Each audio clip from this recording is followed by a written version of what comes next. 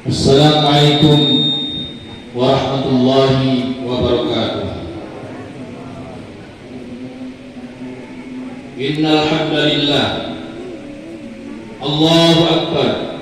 Allahu akbar. Allahu akbar. Allahu akbar. Allahu akbar. Allahu akbar. Allahu akbar. Allahu akbar. Allahu akbar kabira. Walhamdulillahi katsira. Subhanallahi bukratan wa asila. La ilaha illallah wahdah sadaqa wa'dah wa nasara 'abdah wa 'azza jundah wa hazama al-'ahzaba wahdah.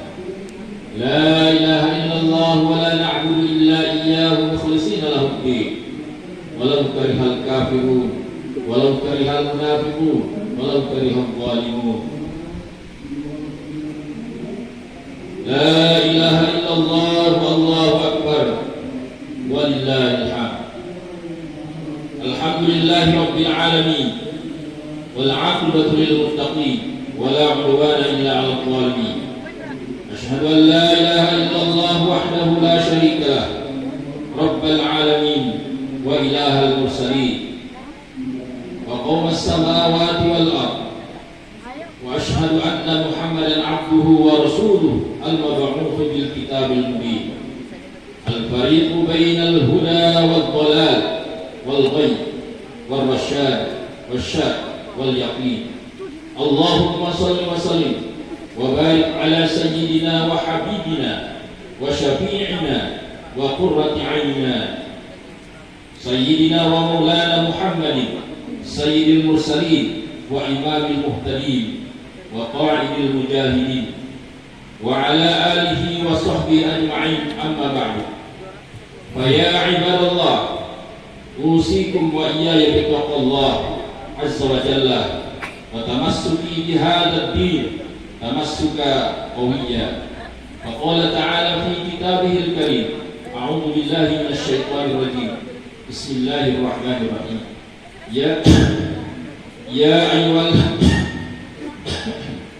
يا أيها الذين آمنوا اتقوا الله حق تقاته ولا تموتن إلا وأنتم مسلمون. Ma'asyiral kaum muslimin jamaah salat Id rahimakumullah. Marilah kita senantiasa meningkatkan takwa kita kepada Allah Subhanahu wa taala. Takwa dengan sebenar-benar takwa, yakni marilah kita senantiasa menjalankan segala perintah Allah serta menjauhi segala larangannya. Jamaah salat Id rahimakumullah, kini kita tengah berada di bulan Syawal, tepatnya 1 Syawal 1442 Hijriah, dan bulan Ramadan sudah meninggalkan kita tanpa adanya kepastian apakah di tahun mendatang kita masih bisa berjumpa dengannya, menggapai keutamaan-keutamaannya, memenuhi nuansa ibadah yang dibawanya, atau justru Allah telah memanggil kita. Kita juga tidak pernah tahu dan tidak pernah mendapat kepastian apakah ibadah-ibadah kita selama bulan Ramadan kemarin diterima oleh Allah Subhanahu wa taala atau tidak. Dua kepastian inilah yang membuat sebagian salafus saleh, para ulama zaman dahulu, berdoa selama 6 bulan sejak Syawal hingga Ramadan, sejak Syawal hingga Rabiul Awal, agar ibadahnya selama bulan Ramadan diterima. Lalu dari Rabiul Awal hingga Sya'ban berdoa agar dipertemukan kembali dengan bulan Ramadan berikutnya. Kaum muslimin sidang Id rahimakumullah, arti Syawal adalah peningkatan. Demikian seharusnya pasca Ramadan diharapkan orang-orang yang beriman meraih derajat takwa, menjadi muttaqin, hingga mulai bulan Syawal kualitasnya meningkat, kualitas ibadah juga kualitas diri seseorang. Bukankah kemudian seseorang terletak kepada ketakwaannya? Ya ayyuhan nas, inna khalaqnakum min dzakarin wa untha wa ja'alnakum syu'uban wa qaba'ila lita'arafu. Inna akramakum 'indallahi atqakum. Innallaha 'alimun khabir. Wahai manusia, sungguh kami telah menciptakan kamu dari seorang laki-laki dan seorang perempuan. Kemudian kami jadikan kamu berbangsa-bangsa dan bersuku-suku, agar kamu saling kenal mengenal. sesungguhnya yang paling mulia di antara kamu di sisi Allah ialah orang yang paling bertakwa. Sungguh Allah Maha mengetahui, Maha teliti. Quran surah Al-Hujurat ayat 13. Akan tetapi yang kita lihat di masyarakat justru sebaliknya. Syawal menjadi bulan penurunan ibadah, juga penurunan kualitas diri. Di antaranya indikatornya yang sangat jelas adalah kita bisa saksikan pada perayaan malam Idul Fitri, momen yang sudah dirusak oleh masyarakat tersendiri dan konvoi atau pawai motor seperti yang lalu-lalu, yang jauh dari nilai Islam. Dibukanya tempat-tempat hiburan yang sebelumnya sudah ditutup, kemaksiatan yang justru merajalela di mana-mana. Na'udzubillah, tsumma na'udzubillah. Kaum muslimin sidang jamaah rahimakumullah. Fenomena itu sesungguhnya juga menunjukkan kepada kita bahwa puasa orang yang demikian tidak berhasil, tidak mampu mengantarkan seseorang meraih derajat takwa dan atau mendekatinya. Fenomena itu menjadi indikator yang mudah diketahui oleh siapa saja yang mau memperhatikan dengan seksama. Kita juga bisa menggunakan hadis Nabi sebagai kaidah yang seharusnya kita perhatikan sebaik-baiknya. Barang siapa yang hari lebih buruk dari hari kemarin, maka celakalah dia. Lalu bagaimana amal seorang muslim di bulan Syawal?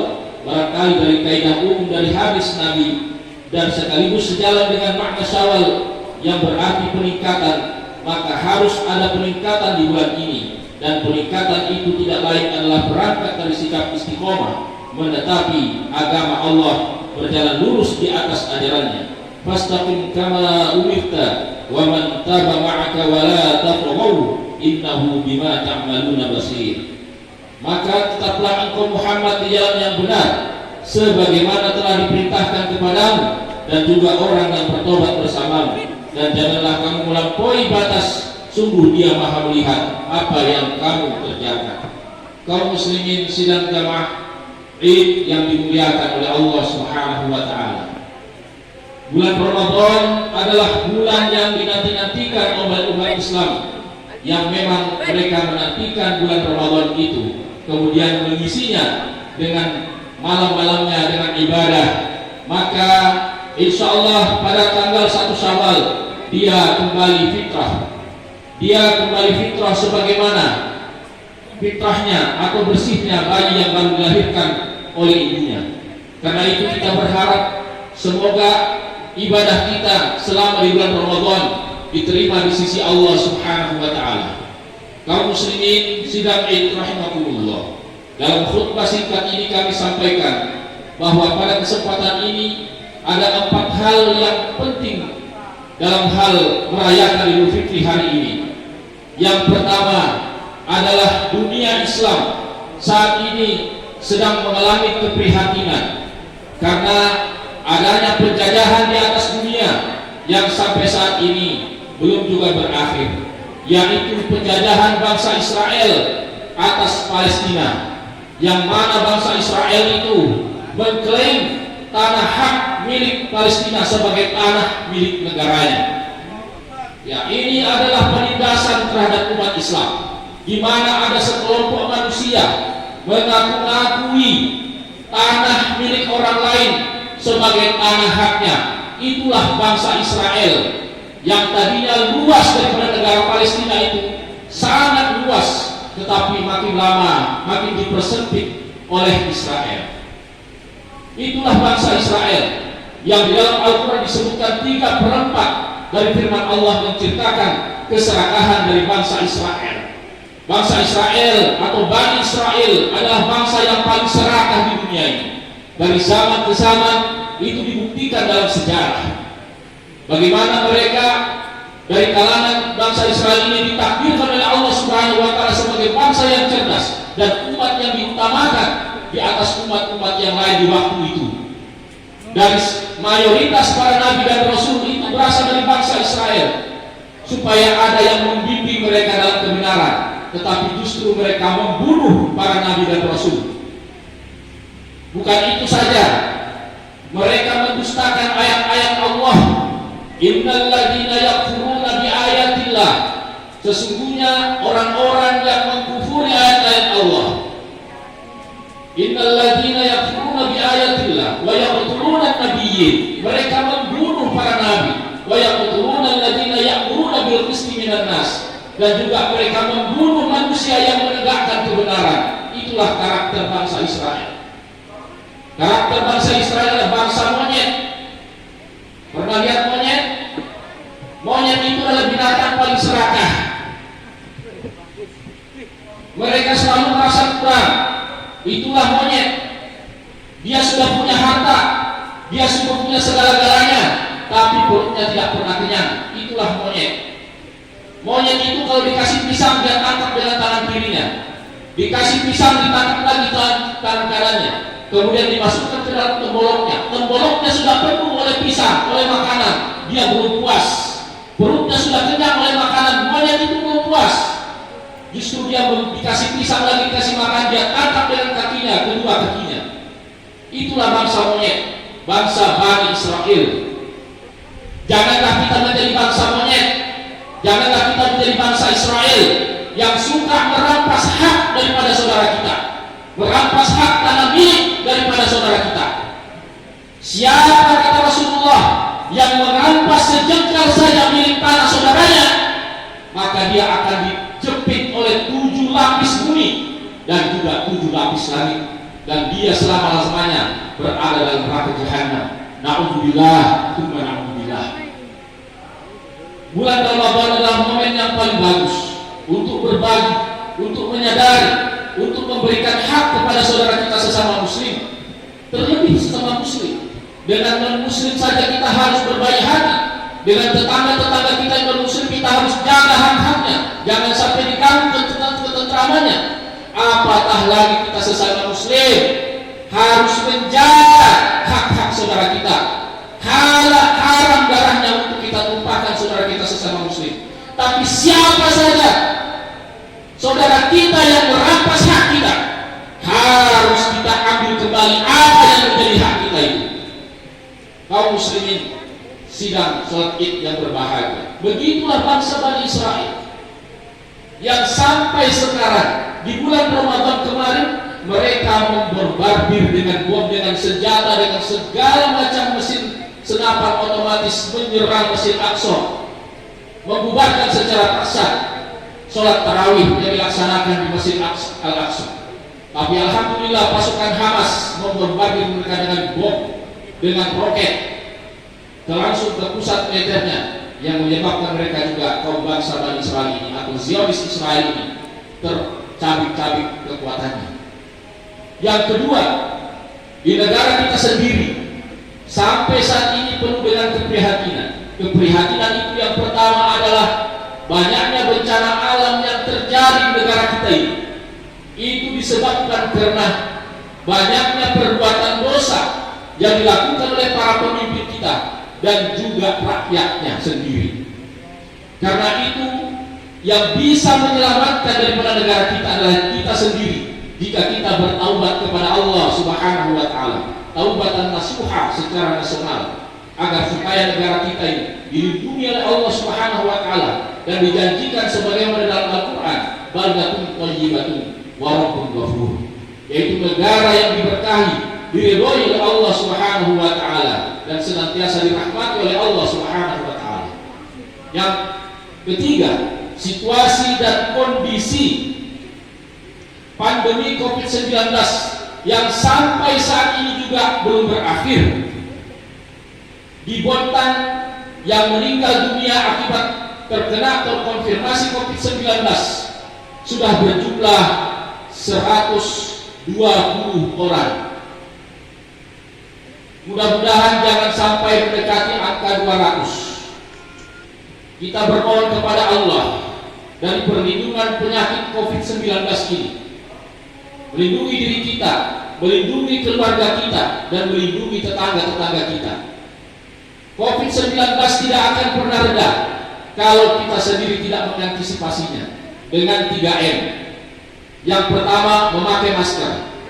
Yang kedua, menjaga jarak.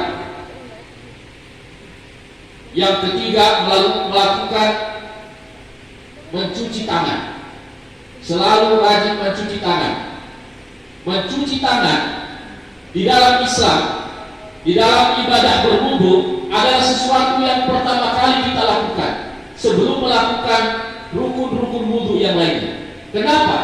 Tangan kita ini secara lahir ini kotor. Tangan kita secara lahir ini kotor. Sering berpegang di mana saja. Kita tidak tahu ada virus yang melekat pada tangan kita ini. Yang pertama, karenanya harus rajin bercuci tangan. Di mana ada tempat cuci tangan, kalau tangan kita kotor, kita bersihkan. Yang kedua, tangan kita ini kotor secara batin. Tangan kita ini kotor secara batin, bukan secara lahir. Banyaknya dosa-dosa yang dilakukan oleh tangan kita ini. Yang pertama, menyakiti saudara kita sendiri. Yang kedua, mengambil hak yang bukan hak kita. Salah satunya korupsi. Itu mengambil hak yang bukan haknya, mengambil sesuatu yang bukan haknya, diambil, dikorupsi dengan tangannya. Ya. Di dalam Islam pencuri itu disebut as-sariq. Kalau perempuan as-sariqah. As-sariq was-sariqatu faqta'u aydiyahuma. Pencuri laki-laki dan pencuri perempuan. Kalau saya membahasakan koruptor laki-laki dan koruptor perempuan, potonglah kedua tangannya. Itu mengambil hak orang, apalagi merampas tanah haknya orang, bangunannya orang. Itu namanya zalim, sezalim-zalimnya manusia.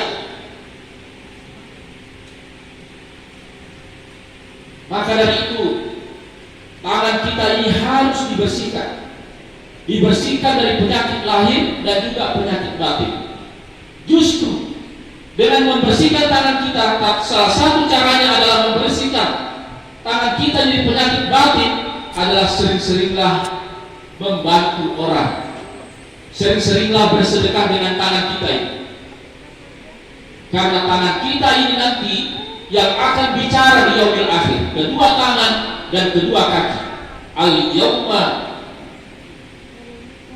Al-yawma nakhtimu ala afwahi. Dan hari itu mulut mereka dikunci. Wa tukallimuna aydihim, dan kedua tangannya ini berbicara. Bagaimana tangan ini berbicara? Tangan ini bisa berbicara dan menjadi saksi di hadapan Allah. Apa yang pernah diambil oleh tangan ini akan bicara.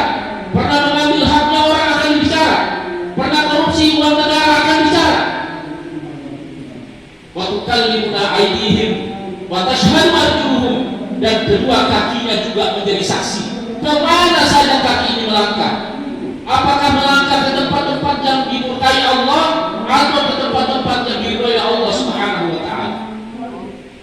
Inilah kondisi saat ini di mana kita mengalami keprihatinan yang sudah berkepanjangan, di mana anak-anak kita sudah tidak lagi sekolah tapi belajar di rumah. Mereka sudah tidak bisa berkomunikasi dengan teman-temannya. Begitupun kita membatasi diri untuk tidak keluar rumah. Lebih banyaklah berdiam di rumah. Kalau tidak perlu, tidak usah keluar rumah. Kaum muslimin sidang jamaah yang berbahagia. Yang keempat, ini yang terakhir dan yang terpenting kami sampaikan. Sebagai khatib Idul Fitri di tengah-tengah masyarakat Gunung Sari, saya ingin sampaikan bahwa sekarang kita berbulan Ramadan atau berpuasa beribadah di bulan Ramadan sekaligus bersyawal pada saat ini, melaksanakan sholat Idul Fitri pada hari ini dalam kondisi keprihatinan yang sangat mendalam. Biasanya kita setahun yang tahun-tahun sebelumnya kita sholat di dalam masjid kita ini, tapi saat ini kita sholat di halaman masjid. Ini bukan lagi halaman masjid Bapak serta saudara sekalian, tetapi ini adalah sudah menjadi masjid kita. Masjid kita untuk sementara waktu, karena kita akan perjuangkan di Mahkamah Agung tentang peninjauan kembali atas sengketa wakaf Al-Ikhlas ini. Kaum muslimin, perlu kami sampaikan di sini pada khalayak yang luas ini, mumpung hari ini banyak yang hadir, bahwa persoalan tanah wakaf dan Masjid Al-Ikhlas ini bukan persoalan ahli waris dan pewakif ahli waris. Bukan persoalan pewakif dan ahli waris, bukan sama sekali. Karena pewakif dan ahli waris sudah mewakafkan tanahnya kepada masyarakat. Jadi ini tanah wakaf ini milik masyarakat. Karena itu masyarakat juga yang harus perjuangkan tanah wakafnya ini. Harus diungkap kebenaran. Wala talbisul haqqa bil batil. Janganlah kamu mencampur adukan antara hak dan batil.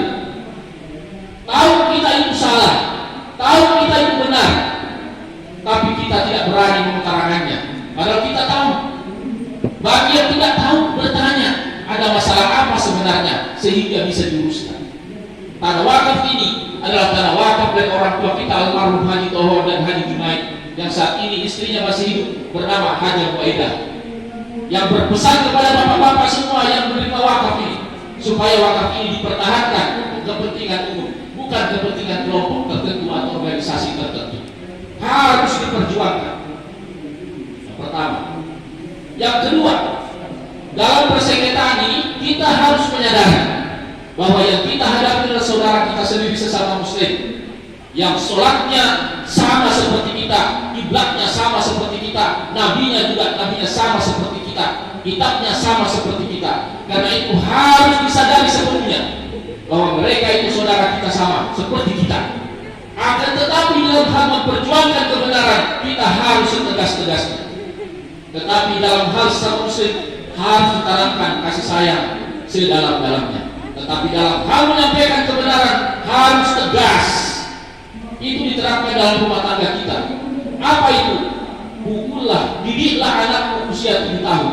Kalau umur 10 tahun tidak sholat, pukul dia. Begitu juga di tengah umat Islam.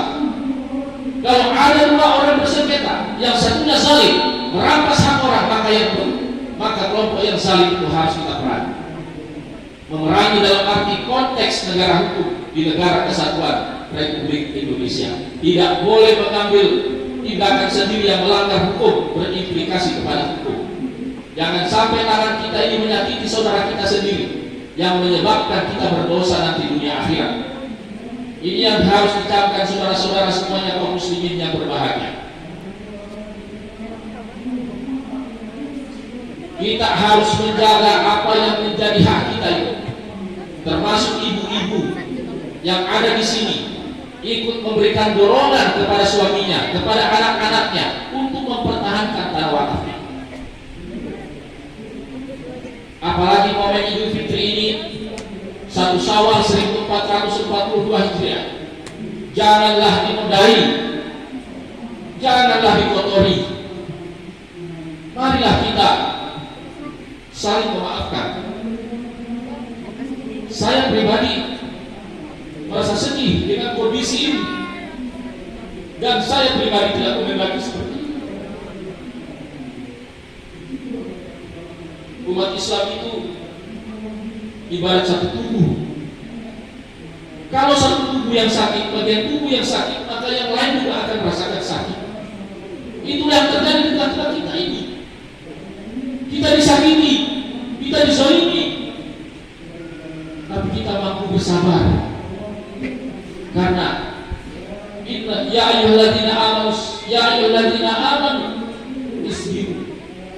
Hai orang-orang yang beriman, bersabarlah. Ya ayyuhalladzina amanu ista'inu. Hai orang-orang yang beriman, minta pertolonganlah. Bisabri, dengan sabar, wassalah, yang juga salat. Innallaha ma'as-sabirin. Sesungguhnya Allah beserta orang-orang yang sabar. Jangan memperturutkan hawa nafsu, jangan memperturutkan. Jika ada amarah dalam diri kita, maka amarah itu harus kita rem sedemikian rupa. Jangan memperturutkan hawa nafsu syaitan yang tujuannya untuk memecah belah kita semua, merusak ukhuwah Islamnya, merusak persatuan dalam agama, dan mencemari agama kita sendiri, agama Islam. Tetapi dalam prinsip memperjuangkan kebenaran itu harus, karena negara kita negara hukum, kita kembalikan kepada aturan yang ada di negara kita. Itu yang benar. Kaum muslimin sidang Id yang berbahagia, barangkali inilah yang dapat kami sampaikan di tengah-tengah kebahagiaan kita merayakan Idul Fitri, tapi juga sekaligus dalam suasana keprihatinan. Ingatlah firman Allah Subhanahu wa taala, wa'tasimu bihablillahi jami'an wa la tafarraqu. Dan bersatu padulah kamu dalam tali agama Allah, dan janganlah kamu bercerai-berai. janganlah terulang dalam sejarah, janganlah sampai terulang seperti dalam sejarah yang lalu, di mana umat Islam saling menumpahkan darah, saling membunuh satu sama lain dalam perang Siffin. Mungkin kita pernah baca yang namanya perang Siffin, yaitu perang antara pasukan Sayyidina Ali dengan pasukan Muawiyah. Dalam jumlah yang besar, keduanya mengorbankan dalam korban yang jumlah yang besar. Itu umat Islam di masa sahabat, yang mana masa sahabat adalah masa yang terbaik, yang kedua setelah masanya Rasulullah, itu masa sahabat. Apalagi kita ini masa zaman yang jauh dari Rasulullah SAW. Kita sangat rentan dengan namanya pertengkaran, kita sangat rentan yang namanya persinggungan sosial, sangat rentan. Suami istri sangat rentan namanya persinggungan, sangat rentan namanya percekcokan. Itu suami istri, antara tetangga dengan tetangga yang satu, antara negara dengan negara yang lainnya, antara saudara muslim dengan saudara muslim yang lainnya. Tetapi yang perlu dicamkan dalam diri kita bahwa kebenaran itu harus diungkap, itu harus. Wa taqulul haqqa wa antum ta'lamun. Dan kalian mengetahui kebenaran, kalian tahu kebenaran itu, tapi kalian sembunyikan dan kalian diam saja terhadap kebenaran. Harus disampaikan. Seorang muslim itu hanya dua. Tawassaw bil haq, nasihat dalam kebenaran. Pantang seorang muslim itu mulutnya keluar perkataan-perkataan yang tidak benar. Tapi seorang muslim itu yang mukmin, setiap perkataannya harus benar, harus berdasarkan Al-Quran dan hadis, harus berdasarkan kebenaran apa yang dikeluarkan. Wa tawassaw bis sabr, dan juga berlandaskan kepada kesabaran sebagai satu strategi dalam perjuangan. Aqulu qouli hadza wa astaghfiruhu innahu huwal ghafurur rahim.